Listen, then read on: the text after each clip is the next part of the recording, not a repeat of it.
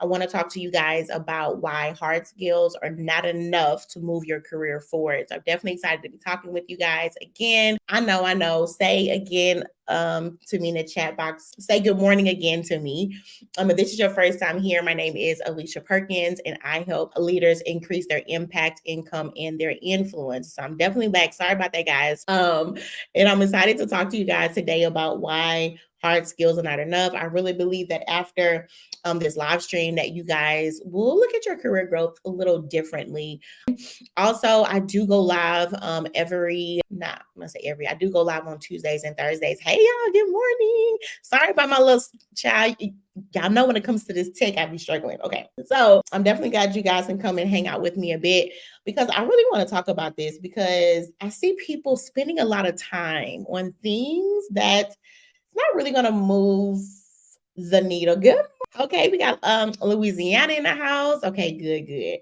So happy to serve you guys this morning. So let's talk about like on this live stream. I want to talk to you guys about like office politics. I want to talk to you guys about what it means to like build strategic relationships. Hey, Lashana. Because we don't want to think about office politics and the game, right? But there is one, right? And so I definitely want to be able to give you guys a little bit of a heads up to just kind of teach you how to not just operate through it, but how to do it on your terms and how to really get the needle moving in your career. Again, I'm talking to TikTok, I'm on YouTube, I'm everywhere. So if you see my eyes, that's what's happening. Because I want you guys to start looking at the workplace as some kind of like chessboard. And I know you like, Alicia, I'm tired. I don't want to have to do all this to succeed, right? But it really isn't as much or as hard as you think it is, or even as complicated. And I really think it's good to get well versed in being able to operate right in the workspace as you should, because you can allow yourself to learn so many more skills, not just for your career, but in your life, because that's really what your career is about, you being able to build skills. And that's why I want to talk about this morning about why it's not just about hard skills, right? It allows you opportunities to be able to build up those soft skills. And so let me ask this question, like when it comes to being able to operate and like navigate corporate in the workplace, on a scale from 1 to 5, how do you think you do? Meaning 5 means I'm a pro at it, I know all the strategies, everything. 1 be like, girl, I'm struggling.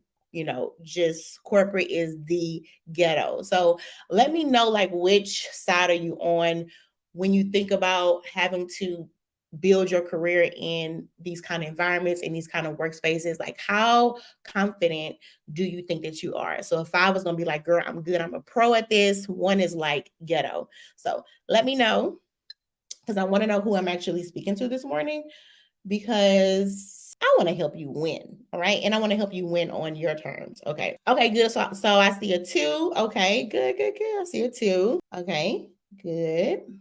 Wait for about couple more to roll in. And right. And so the reason I want to talk about this, right, because I want to talk about a little bit about emotional intelligence a little bit, because that's really like your secret weapon, right? When I say secret weapon, right? When I'm talking about emotional intelligence, I'm just talking about being able to be aware of yourself, and not just aware of yourself, but being aware of the people around you and how they perceive you, right? And so I will see people in their careers, like they really feel like they are one way, but they are being completely deceived, but they are being perceived in a completely different way. And that's just because when it comes to their emotional intelligence, is not where it should be. And so, I want to be able to show you guys how to move through that.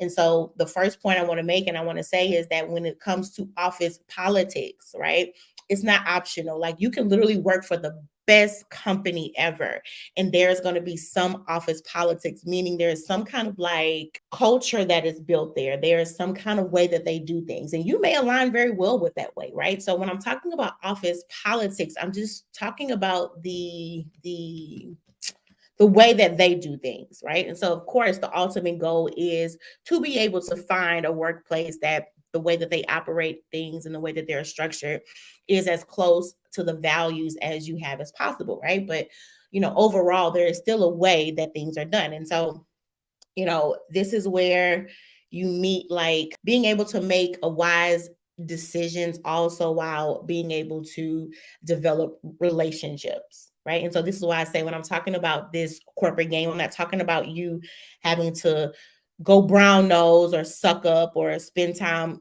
with these people outside of office hours. I'm not talking about that. I'm talking about mainly about how are you able to make really wise decisions in your career, but then also at the same time build the relationships that you need to have. And so when you're talking about being able to build relationships in the workplace, right? People automatically go to, you know, I want to be friends with them. It's not about being friends. It's about you being able to build what is it?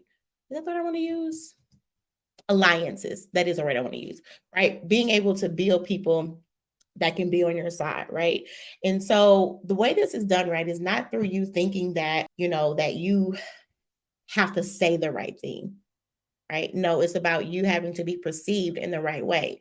And so when I say this, I'm not saying to put on a show, right? If you know any of my content, you already know that is not what I'm for. I'm not about you put on the show. I am not about you having to please your way all up to the top. I'm talking about you being able to be in a way that where you can be in an environment to where you can operate in your expertise, share your thoughts and ideas, right? In a way to where you can get the support and the buy-in that you need. And that does come through you being able to understand the office politics that you have to operate in. And so I know we can fall into the trap of trying to like shield ourselves, meaning we feel like the more withdrawn we are from an environment, we feel like that's the less that I have to like deal with stuff like that. But that's not true.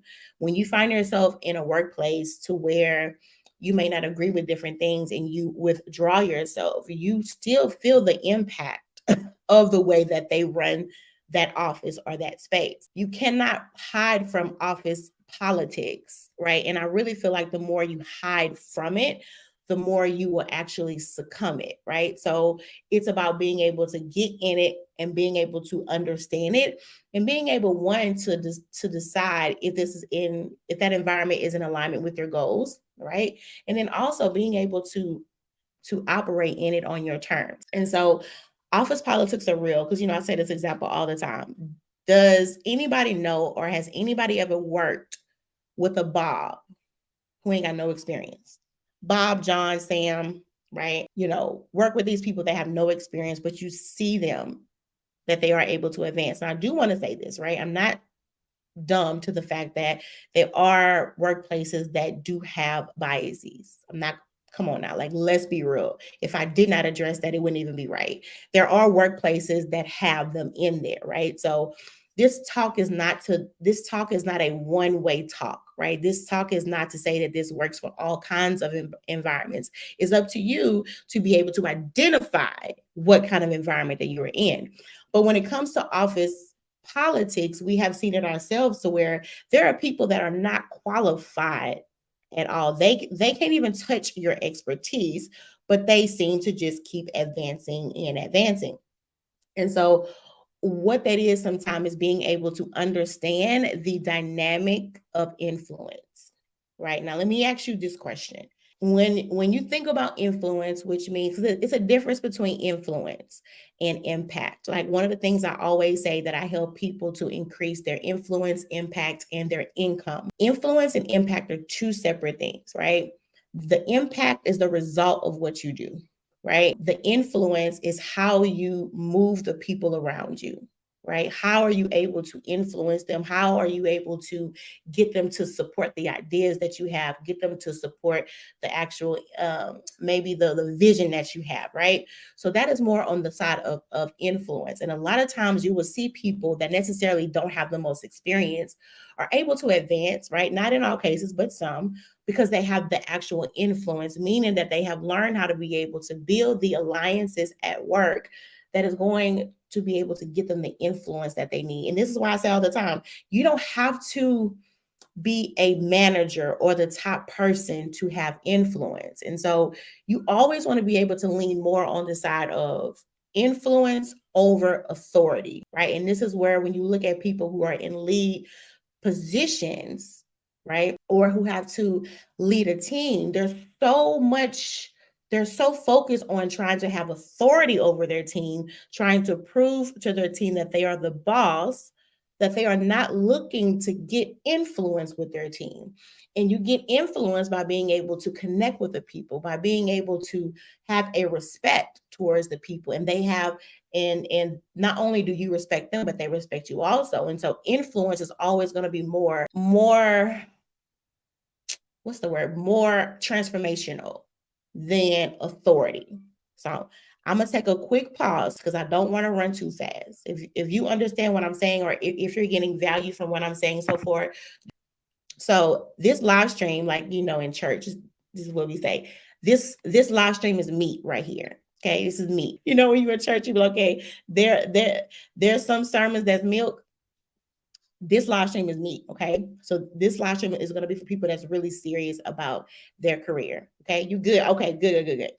All right. So when you're talking about having influence over having authority, now you're saying that you are able to move the people around you, meaning that you are able to get their support on things. And that's why I think it's really, really important to stop thinking that the only way that you can get power, when I say power, I'm meaning influence, or the only way that you can drive change in your workplace is by having a certain job title, or even thinking that you have to lead a team. No, okay. You can find yourself in a space to where you get the influence, to where that top VP, that top CEO, that C-suite, you have their ear. Though you may not have the job title, you have their ear. And that comes through you being able to understand the power of influence. Always going to be influence over authority, right? And so when you're talking about having influence over authority, it's really about being able to understand, first of all, what is it that you want to influence? And this is why I think it's really important that you do enjoy what you do to a certain extent. Because when you enjoy what you do, you are going to be engaged in it. You will have ideas, you will have strategy, you will have different, like you'll find yourself being able to forecast, right? Because you are engaged in it. It means something. Not saying you got to be 100% excited about it, but to a certain degree you are engaged in it. And sometimes if you're not really that engaged in your work, even the thought of you thinking ideas, I ain't got no ideas, because you're thinking I'm here to just do my job so I can go home. But once you get to a place in your career where you enjoy what you're doing and you really want to be able to make an impact and serve with your skills, right? And you really are looking to take your expertise to the next level, you'll find yourself being really engaged, and you'll find yourself being able to have ideas, right? And I say that because when you're looking to have influence, you have to be able to have something that you want people to be influenced by, right? And so if you don't have that, then it's hard to even think about having the power to be able to influence the people around you. You have to be able to start to get so in tune with your expertise, right? That it has to go beyond, I'm just getting a job done. Now, I'm talking to the people that desire to make results in their career. I'm talking to the people that they want more than just a check. They really want to be able to do great things with their expertise, right? So when you talk about being able to have influence with people, that takes you having to one, talk with them, right? That takes you having to be able to, and this is going to move into my next point, being able to manage up, down, and around, meaning being able to not only manage yourself, being able to manage the people around you, which are your peers, and also being able to manage your boss. Has anybody ever heard of the term managing up? Meaning you are managing your boss, right? This does not mean that you are trying to control your boss, right? Because at the end of the day, they grown, right? But this is about you being able to be in a place to where you can manage them to make sure not that they are doing their job, but to make sure that the results that they do or bring forth, you are able to manage how that is going to impact you, right? And so when you're talking about being able to have that kind of, and I'm putting in loose quotes, control, right? It's just about being able to set the right expectation. Is also will bring you to a place to where you're not just waiting for things to happen to you, right? But you put yourself in a position to where they happen for you, right? And a lot of people, they may not be used to that, being able to almost create the opportunities that they want, or even being able to understand that you have a lot more control in the workplace that you do, even in the strictest environment, right? Because I feel sometimes that people will feel themselves that is an environment that really constrains them. They're like, girl, I have no pull in this environment whatsoever.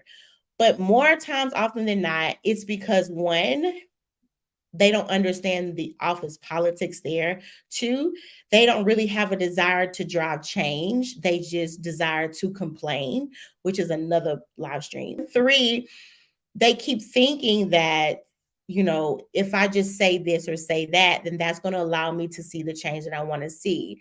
But in most cases, about you being able to be the change that you desire to see. And also, it's about being able to set the right expectations. Now, let me ask this question for you guys. When was the last time you guys had a talk with your boss about your growth? When was the last time? And I'm not talking about no vague talk, right? I'm talking about a talk. When was the last time you guys have sat down and talked about the direction of where your career is headed? Because I'm, I'm, I'm trying to see something. I definitely want to see if, when you find yourself in a place to where, you may not see the things that you desire to see. Are you starting to have the conversations that you should be having? And I don't want you to think that it's just about you doing a whole bunch of talking, talking, talking, talking, talking. I'm talking about being able to know who to talk to, how to talk to them, and what are the expectations to have out of that conversation. And even when you're talking about being able to manage up, down, and around, right? It's about you being able to understand that the same way that you talk with your peers would not be the same way that you talk with your boss, right? Meaning that, and I was talking to a client, and she was saying that every time she would try to share her ideas with her boss, she said she felt like her boss would just hurry up and just like, okay, okay, okay, wasn't really taking what she said seriously. And I asked her, I said, have you been able to identify what is the communication style of your boss? And she was like, mm-mm. Right? Because most people don't think about that. You don't think about when I say that, meaning how is it that this person receives and gives communication? So I had her to kind of walk through some examples with me of times that maybe she shared ideas and maybe did not get the response that she thought that she should have gotten. And so as I judged his responses, I said, it sounds like he wants to hear the results first. Because what was happening was she would start off the conversation with him just saying, okay, so I had this idea, and then I think that we should do this. And if we do this, then that, right? And so she would put the results last. So because she was taking so long to get to the results part of the conversation, she lost her boss in the conversation immediately, right? Because her boss is results focused, and with those kind of people, you need to be able to say the results first. Open up the conversation with, this is how this information is going to benefit you. Once she did that, everything changed. And that's why it's important for you not to just know what is your style, but knowing what are the styles of the people around you, because sometimes you're not getting what you want at work because you don't know how to communicate. I'm not saying all the time, but I'm saying sometimes it can be because you do not know how to express what you need. It's the same in a lot of different conversations. Negotiation. You never start off with what you need. You don't start off with I believe I should have this. You're going to lose them immediately. You start the conversation off with, either you can go two different ways. One way, being able to say, I understand the goals, the objectives, the pain points, whatever that you have. That's the perspective that you want to start with, right? You want to start with, hey, this conversation, not these words, but this is the mindset. This conversation is not about what I can gain. This conversation is about how I can help you to get to what it is that you want, but also I also get the results that I want. And how you do that is you do that by being able to explain to them that I understand where you are and what you need, right?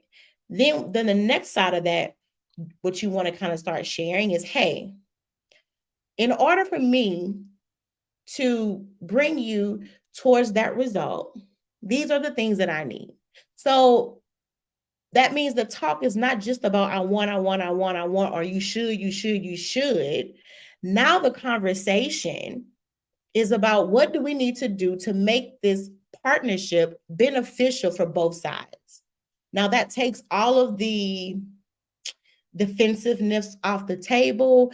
That takes all of the feeling of I need to convince you or to prove to you. That takes all of that off the table, because now this conversation is not about being competitive, but it's about being able to collaborate. And that's what people miss out on because they're so focused on trying to prove their point without realizing that this isn't about you trying to convince the other side. This is about you being able to say, hey, I understand what you need, right? I understand that I am the person to help you with that, right? But in order for me to bring forth the results that you desire and that I know that I can do, these are the terms that I have.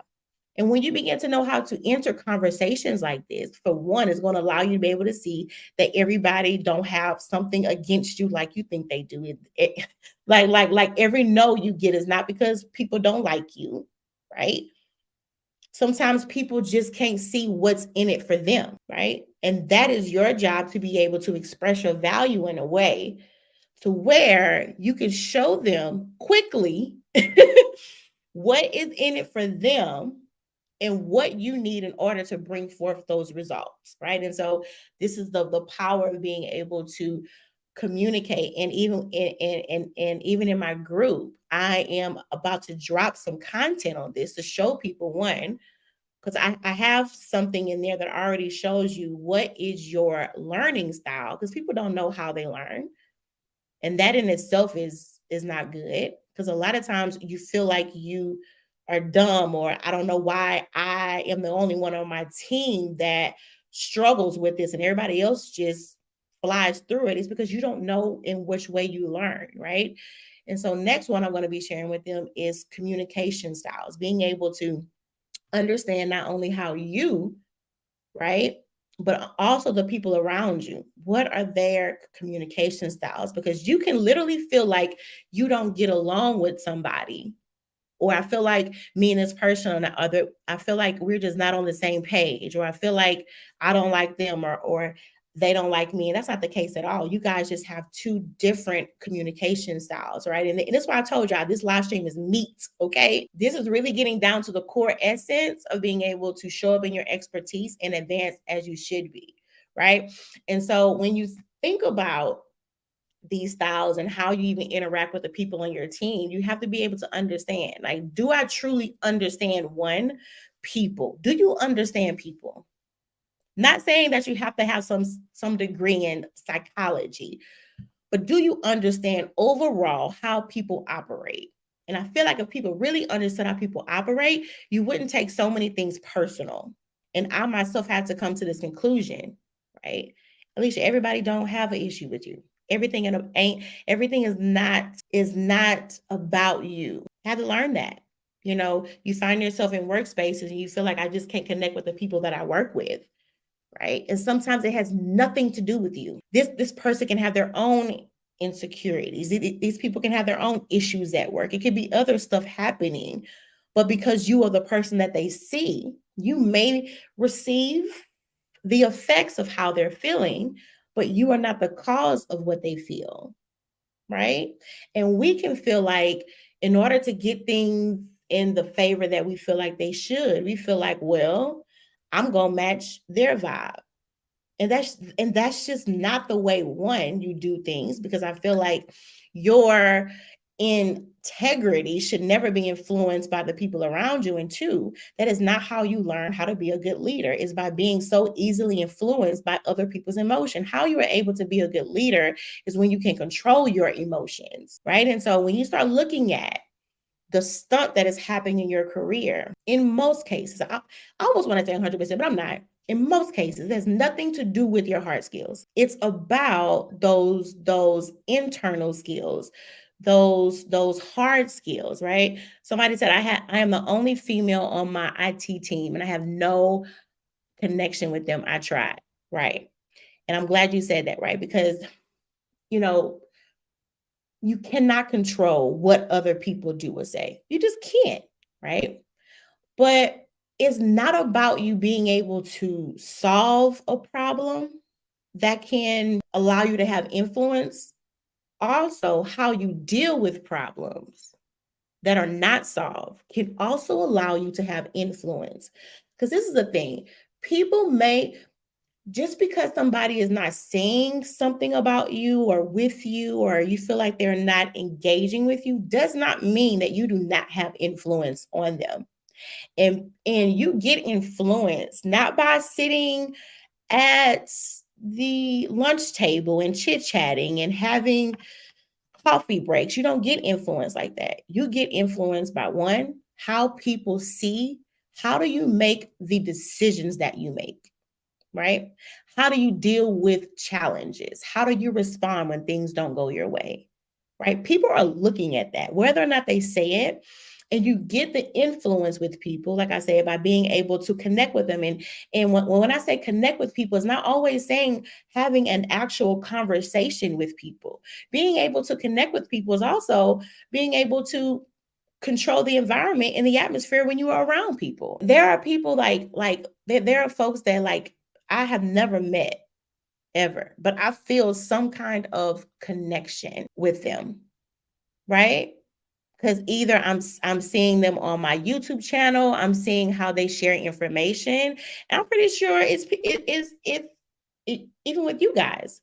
I've never met any of you guys, but I promise you, if you saw me in the store, you'd be like, because you feel like you know me to some extent, even though we may have never have had a conversation. I may not even know your name, right?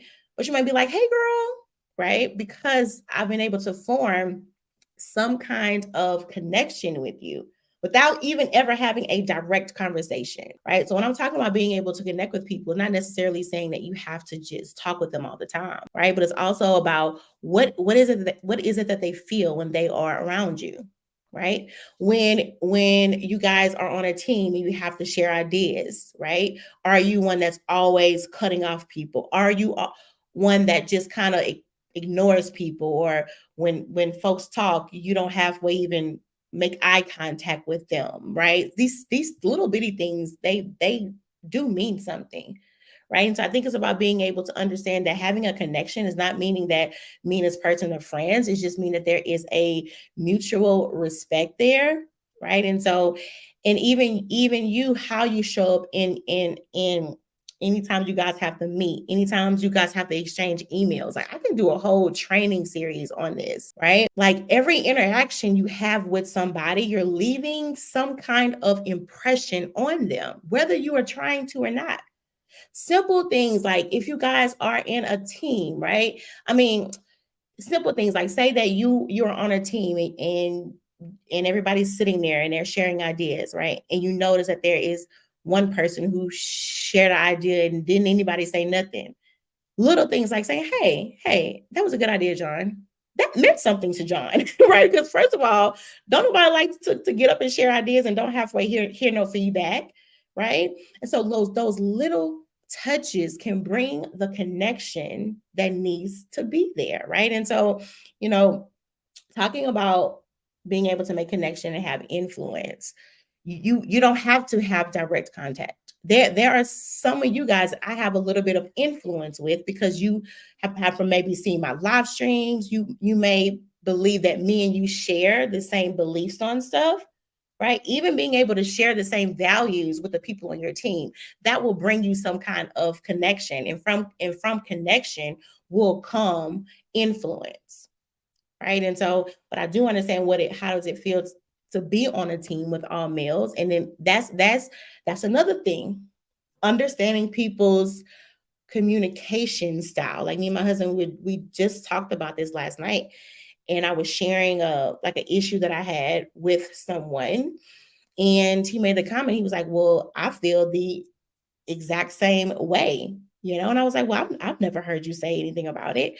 He was like, well, men don't express things in the same way. Right? So, with us, we tend to be a little bit more detailed about maybe issues that we may have or different struggles that we're having. But when it comes to men, that they just don't express it that way. And so sometimes we feel like for men, just because we get a lack of communication, that may mean that there is a lack of connection, and that's just not true. And this can help some of y'all with y'all husbands. That's just not true, right? So getting clear on how is it that people receive it, how is it men are black and white, right? And I don't know what your name is. I'm sorry. Luna. So Luna, you may not feel like there's no connection there, but your team, those men could be like, I like Luna, though they never told you for your life, right? And so, and then for us as women, we tend to need time, right? Meaning, like, we feel like in order to like build connection, sometimes we may feel like that has to come through a like a series of events with the same one, right? But with men, it can happen with them like that, because I'm like, oh, okay, you cool. Sometimes when women can be a little suspicious, be like, okay, they were good this first time. I think I need to meet with them a few more times, right? But with men, it's different. Like, sometimes you see with men, and men will say, the first time I saw her, I knew she was my wife, right? Because it doesn't take all that for them to gain a connection. So Luna, I hope that was helpful. And I want to encourage you to say, like, just because you're not seeing it doesn't mean that it's not there. Right. So what I want to talk about next is I definitely wanted to talk about being able to like talk about, to like redefine your success metrics, right? Because I know sometimes, when it comes to your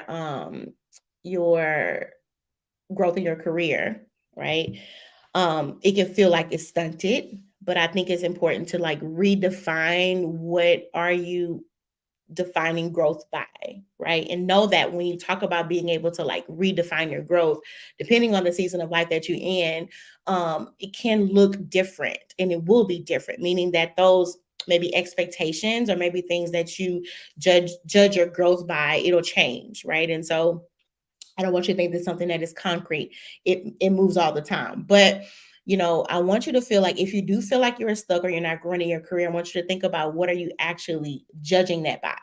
Is that being judged by the certain amount of pay that you make? Is that being judged by the actual job title that you have, right? Because sometimes people will feel like, oh, because I have not reached this job title, that means that my career has not grown in the way that it should grow. And this is why I say hard skills are so much more. Hard skills are not that important, right? Because you may not have experienced the growth or the change in your job title, but there could very well be some skills in you that have grown, right? But if you can only put in your mind and say, okay, I know that I've reached the mark is when I got this job title or this pay, then that means that I'm good. And I'm not saying that you can't have those goals, but I'm talking about when you want to look at your career growth as just a whole. For instance, I use an example all the time. If you want to lose weight, right? And the ultimate goal is like 30 pounds. Like, I want to lose 30 pounds, right? But if that's the only way that you will judge whether or not you are successful in your weight loss plan, you're going to find yourself being very discouraged, right? So this is why I think it's important to set like milestones, right? To set those marks, those points in your career on the way to the main goal. So for instance, with that same example, if I wanted to lose 30 pounds, that's the end goal. But I may want to have a little milestone at 5 pounds. Then I might want to set something else at 10 pounds. Then the next one could be 12 pounds, right? And so as I'm moving through this plan that I have more metrics to judge my success by, which is, for one, is going to keep me more encouraged, right? And then also, as I'm going through my weight loss plan, though the ultimate goal was 30 pounds, I may get to say, oh no, I'm fine like this. Like, what was I thinking? Me losing 30? No, like that's too small, right? And it would keep me encouraged on the way. But it can also allow me to see, is the 30 pounds what I really, really want, right? And sometimes you can find yourself having this big goal to be C-suite. Nothing wrong with that whatsoever. I think it's a great goal, right? But don't just let that be the goal. Say you can say, okay, the C-suite position is what my goal, but on the way, I'm going to set some little small goals in there. Maybe you say, okay, within the next 6 months, I want to learn this skill, right? In the next year, I want to learn this skill. In the next year and a half, I want to lead this kind of project. So now, right, you are able to celebrate yourself on the way, but you may get to that 2-year mark and be like, you know what, I thought I wanted C-suite, but now I was able to operate in this position. I'm seeing that I want to be able to make my actual impact through this role. So now you have the freedom to choose, and you don't feel like, oh, I failed, or you don't feel like I don't know what I want, or you don't start feeling like, oh, I'm always changing my mind, so it's hard to really trust myself. All of this stuff comes from not being able to have a clear plan, right? But when you're able to get clear and really strategize and think about not just the main goal, but think about the milestones along the way, and think about, you have the power to redefine success at any time, right? You have the power to say, you know what, I thought I wanted that, but I don't want that. I want this. And be confident, and don't feel like, oh, I missed the mark. No, you didn't. You changed your mind, and you have the power to change your mind. But you can only change your mind and be confident about it when you're clear on what you want, and you also are clear on those milestones. Right. So, I don't want you guys to start thinking that, success only looks one way, or the only success that you can get is that main goal, right? And so, even with that, even thinking about what is really important to you at this time in your life, start really thinking about that, right? Start thinking about, okay, it may be time to ask for a raise, right? Meaning, I've been here for a year and a half, 2 years. It's time to ask for a raise, right? But asking for a raise may just seem like the next best move to make. But is it the right move for you? So it could be that you don't need a raise. You need to make a complete change, right? Or if you are one that is thinking to change careers, are you changing careers because you just feel like, this is just what I need to do because I feel an itch to try something new? Or are you wanting not just necessarily a change in career, but do you need to just change who you work for? Right. And so before we make these drastic decisions, sometimes not drastic, but before we decide to make a move, let's think about not just being able to make a move, but is this the right move at the right time? Right. And the great thing about your career, and a great thing about goals, y'all, you can set any timeline that you want. Sometimes we choose safe timelines. Like, at a client I was working with, and he said, I desire to be, I think it was like at 180 in the next, I think it was like 3 years. I said, well, why do you think it'll take you 3 years?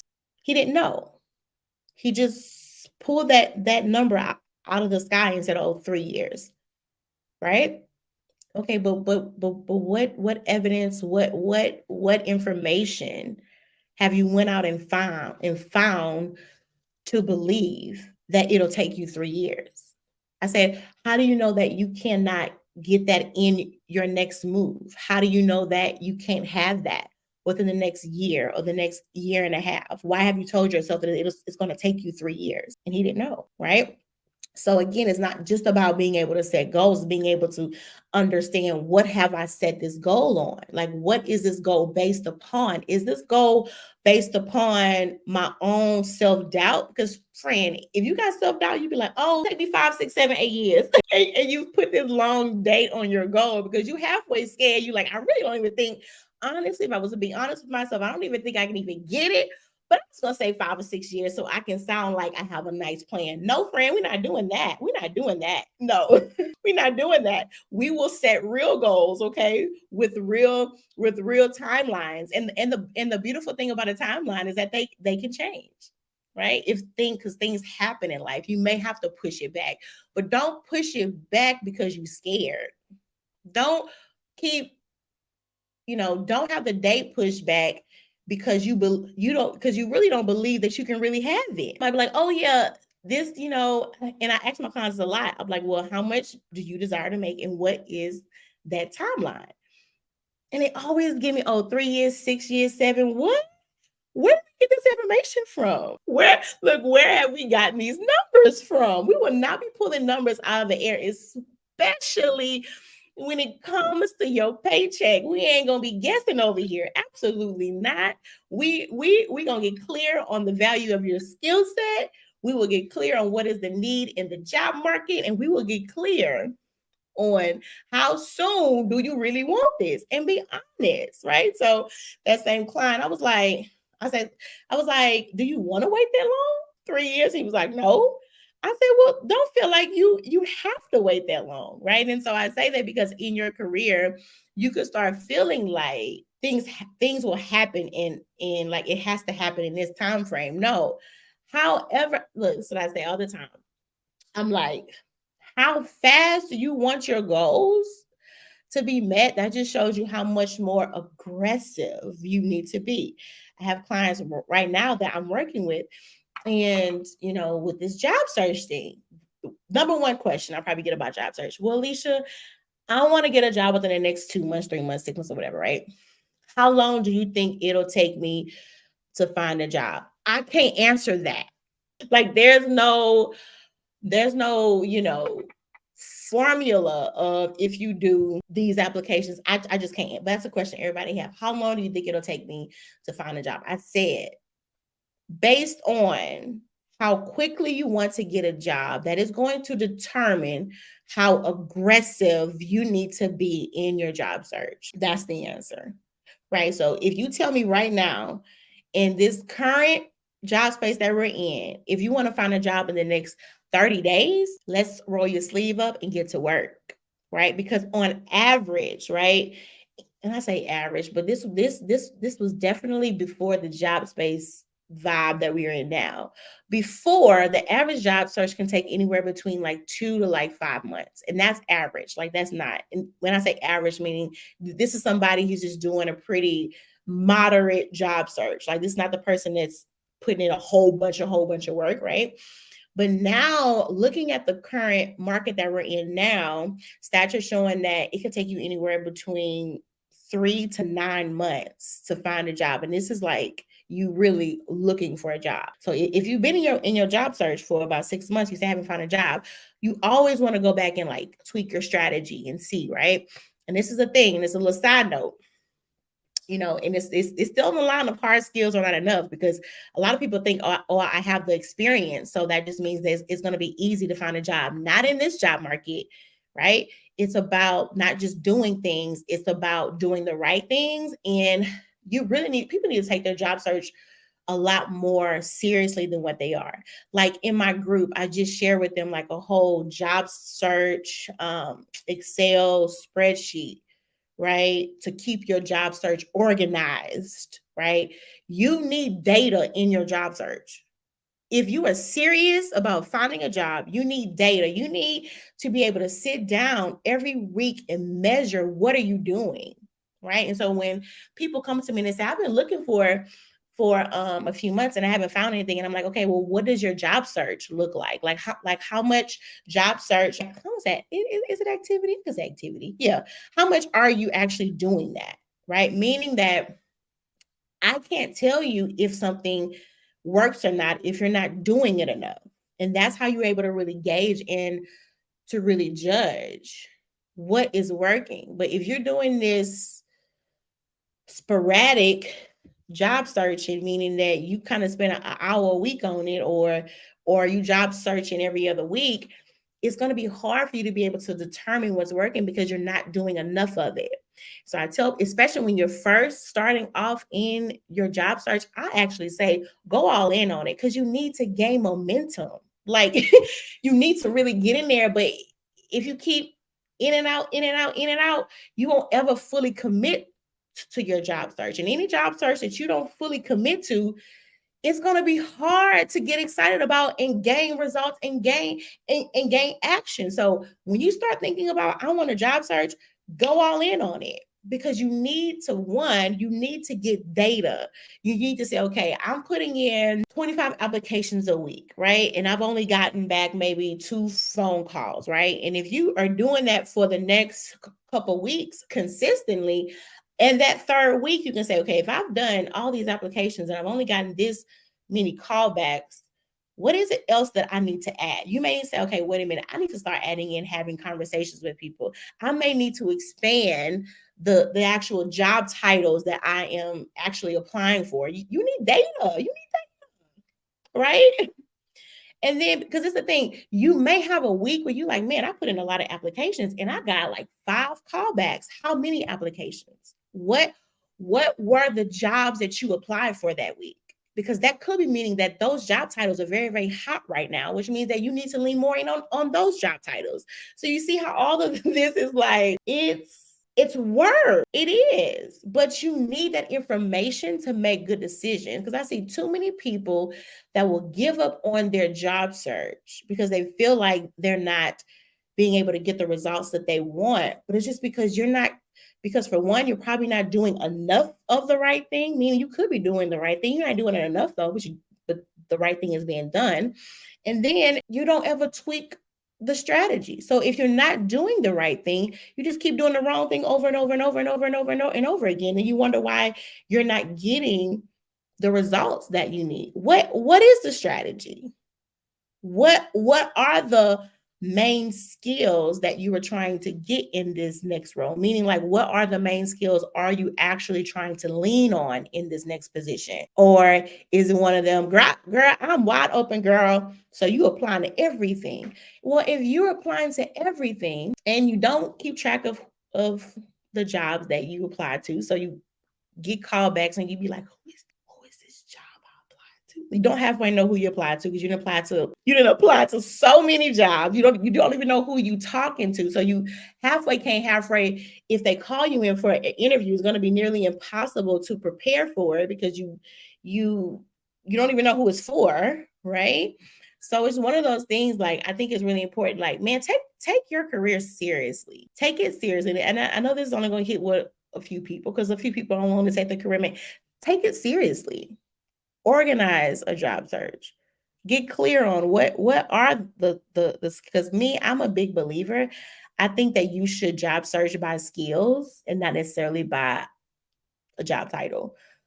I think it's really important to plan your job search around what are the skills I want to use, not what's the job title. Do not do that to yourself, right? Because a lot of these job titles are called all kinds of things. And you could miss out on a really great opportunity because you're stuck on a job title. Think about what are the skills that you're wanting to use in your next role. And so, take it seriously. Get serious. Get and these things may sound like a lot of work, but for one, I honestly believe it's not a lot of work. It's just about how you think about the work that you do. Because a lot of us will put tons of work into stuff that don't halfway mean nothing, right? A lot of us will spend hours on TikTok and YouTube, not even related to a job or career, just you watch stuff that ain't got to do with nothing, right? And was like, why not take this season and put the time into something that is going to make you better, right? Something that is going to build you up, something that you can actually profit from. And with most people, your job search wouldn't take so long if you would get organized, If you would get organized, your job search would not take you so long. If you would get clear, your job search would not take you so long, right? I'm unorganized with my search, I guess, because I am currently working. And see, with that, I really believe that even because this is the thing, you talk about being organized, and when you're talking about having to look for a job while you have a job, that's even the more reason to be organized because you do have a job. So you need to be organized even the more because you don't have time to waste at all, right? So that should make you want to be more organized. So you know that when you then work 6, 7, 8 hours and now it's time to job search, you like, I don't have time to sit down here and not know what I need to be doing because I'm tired and I got other things that I have to do. But I know that this is also important. So even if you're having to look for a job while you were working, that should make you want to be even more organized because you have less time to waste, right? And again, it's just, you being able to be organized in your job search, it sets you up for success and it's going to make your job search a lot stressful because ain't nothing more stressful than having to sit down and look for a job and you open up your laptop and don't know what's the first thing to actually do. Is nothing more discouraging and frustrating when you have to sit down and look for a job and the only thing you know how to do is go on Indeed and hit apply. That's frustrating, right? That will make you feel like what I'm doing does not work. That is what's going to allow you to feel like, I must not have enough experience. No, it's not that you don't have enough experience. You don't have enough structure and you don't have enough clarity and you don't have enough strategy. It's nothing to do with your experience or your skill set, right? And you don't have enough grit, right? Meaning like, it's my thing. I'm not going to say that you don't need to be scared because sometimes it can be scary doing things that you don't do. Sometimes, when you think about having to network, child, if you don't have if you've never done that before, it could be like, what I'm gonna tell these people? Who who am I gonna go talk to? You'd be like, I'm good. I'll just keep hitting apply, right? But once you get that grit about yourself, be like, you know what, I'm scared to death, but this is what I gotta do. All right. I'm the kind of person like when I'm nervous, you will never know that I'm nervous because I will go like all in. On the 28th of this month, I have an event that I'm gonna be actually that I'm gonna speak at. And it's like the first event in my town that I've done. Like I've gotten other opportunities, other places, but in my town. And it's gonna be like hundreds of people there, right? And so I have moments where I'm like, oh, this is gonna be fun, right? It's interesting, right? Those little, I don't know, just starts coming up, right? But I'm like, Alicia, girl, you got this, right? And I tell myself, I say, Alicia, I don't care how scared you are, you getting on that stage, because I don't give myself an out.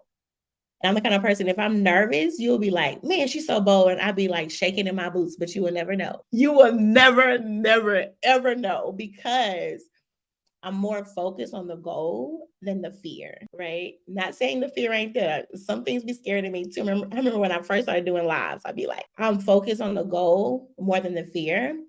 And I am focused on like the need to serve is more than me having to put on a show.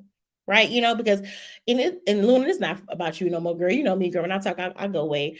And so anytime you feel yourself like nervous about having to maybe speak or do something in front of people, it's because you are too concerned about yourself. Right. But if you put the act of service in your mind and saying that I am going there to serve, it's going to shift the game for you. It's not saying that the fear won't be there. You won't be a little nervous, but it won't be that huge of a deal. So, child, I don't know how I got on being able to job search. I don't know how I got way over there. But anyway, that was some job search advice. So, do you guys have any questions for me? Amara said, "How do you feel? Let's pull it up. How do you find the middle ground between between clarity and being too specific? Sometimes I feel like I get lost in the details." Amara, of what are you talking about? Being able to find like the next role, or are you talking about being able to set goals? Now, I'll address both because I'm not sure which side that you're on, but Um, if we're talking about like in a job search and you are trying to decide what's the next role for you, you should be clear on the skills that you desire to use. I would say that. Be clear on the skills that you want to use. The next step underneath that is being clear what's the problem that you want to solve with those skills, because when it comes here we go. Because when it comes to your skills, a lot of skills can solve a lot of different problems. Because anytime you are wanting to look for a job, anytime you see a job ad, all that job ad is saying, hey, we have a problem that needs to be solved and we need somebody to solve this problem for us. That is what a job is, right? And so when you think about skills, they solve problems and they solve different problems. So first get clear on what is the problem that you are wanting to solve. Then I want you to think about what no, think about first the skills that you want to use, then think about what is the problem that you want to solve. And if you want to go even deeper, think about who you want to solve it for, right? So those are like the three little steps. And I say steps because I think the question that you asked me was how do I know I'm not being too specific? There's really not a such thing as being too specific, because I feel like as you advance in your career and you start to master something, you will be very specific because you just gotten clear on what you want to do with your skills, right? And so it's not a bad thing. And I actually think in your job search, the more specific you can be, the less stressful your job search will be, because you know exactly what you want and you know exactly what that role needs to look like. Now, it may take you a longer time. When I say longer, I'm not talking about a long time, but when you do get super, super clear on the exact role that you want, it may take you some more time to find the role, because now that net isn't as wide, right? But your job search is going to be less stressful. You will know exactly who you need to actually talk with, and you will also know who are the people that hire for that job. Whereas if you only know like what are the skills that you desire to use, I think that's a good starting point. I think there's nothing wrong with you having a job search just around that. But no, because the net is so wide, you may experience a little bit more stress, right? Because you do have a wide net to cast. And so you do have more job titles to sift through and more people to talk to, because you know that you want to do project management. So now you are having to speak with people in Scrum, and you have so it can get a little wider, right? So I don't think that there's nothing wrong with that, but I do know the more clearer that you get, what are the core skills that you want to use, focus. Two, what are the problems that you want to solve with those skills? And three, who do you want to solve those problems for? If you get these three down, baby, you are crystal clear clarity, okay? But don't force yourself to feel like in order to have a successful job search that you have to have all of those three. It's just that having all of those three, you will experience less stress. I didn't say no stress. I just said less stress. And you're able to get a much clearer job search strategy. Like that job search strategy is going to be super tailored because you are very clear. So I hope that was helpful. Applying online isn't hitting alone anymore. You got to network and be strategic. Yeah, it's just too competitive. And I'm not going to say that you cannot just apply, but know that it may take you a longer time, especially when you could have 800 people applying to one role. They may not even see your application. And so if you are one that you do want to go where you only want to apply online, get your mind prepared. It's going to take a longer amount of time. Two, you need to start to learn about the job boards that are centered around the kind of jobs that you want to apply for. So, you know, job boards like LinkedIn, Indeed, those are very general job boards. They post all kinds of jobs. So if you know that you want a certain kind of job, you need to be trying to look for job boards that specialize in the kind of roles that you want. Like there are some job boards that only post tech jobs. There are some job boards that only post HR roles. There are some job boards that only post data analytic roles, right? So get clear on what are the job boards that you actually need to be on. And actually, even with that, y'all, Indeed and LinkedIn are not the only job boards out there. There are tons of job boards. There are job boards that if you want to work from home, like you only want remote jobs. There are job boards that only post remote jobs. So I definitely think that, you know, being more strategic, it is being able to network, but it's not just networking. It's also about being able to know what is the job search strategy that you need to have for the kind of roles that you want. How much weight does the HR certification carry when job searching? I think it child. I know how I feel about these certifications. It goes back to what I just said. Like, it doesn't. I'm not going to say that they're useless, right? I do think in a competitive environment, you like having certifications, and I'm sorry, I'm talking slow because I got thoughts in my mind. They can help, but I don't think it moves the needle as much as people think that it does, right? It's especially right now in HR. I think because HR is so big, I think you definitely need to get clear on what is the aspect of HR that you want to actually be in, and start to really, because that's the thing about, like, it's like a lot of people want to do HR. I think HR is great. I did it for years, right? But you gotta really have a strategy for HR, or some goals set up, because with HR, you can get the job in HR, you can get stuck there, right?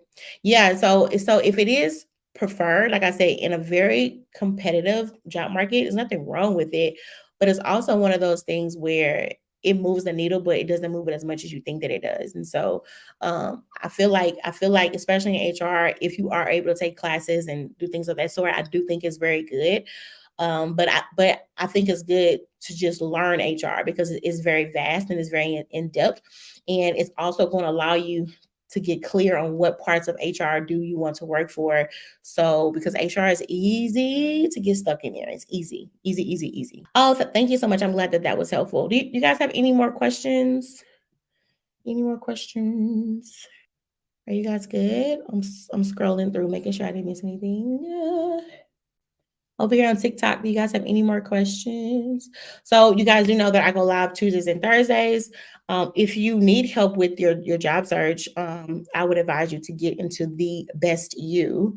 There is some content in there on how to job search, and not just hitting apply. And there's also some great resources in there. Like literally every resource that you need for your job search is in there, and it can really help you to just kind of get a grasp and a plan. And of course, when you join the group, I'm in there to support you every step of the way. So if you're looking for help with that, but also if you are wanting help on the topic that we talked about, you are able to work with me one-to-one on being able to just get your hand around this whole leadership stuff, how to show up at work, how is it that you need to connect with the people that you work with. And guess what, y'all? We're not just doing this to just have friends at work, right? We are doing this to advance, right? To grow, to make more money, to make more impact, right? So no, that is not a Facebook group. Go to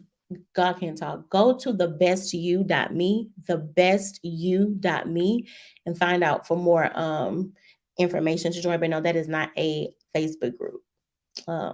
Any other questions? But yes, if you are needing more assistance with being able to advance your career, being able to get clear on what you want, being able to show up the way that you know that you need to show up, and being able to get clear on what are your core skills, what is the impact that you desire to make, so you can make more impact and income, you are able to work with me one-to-one as well. And so if you want to work one-to-one with me, please hit me up and we can set up a free strategy call to see what are those gaps there and what can we do to fill those gaps? Okay, so if y'all don't have no more questions, I'm going to let you guys enjoy the rest of your day. I'm just scrolling through one more time, make sure I didn't miss anything. All right, guys, so that is it. I will talk with you later. Bye.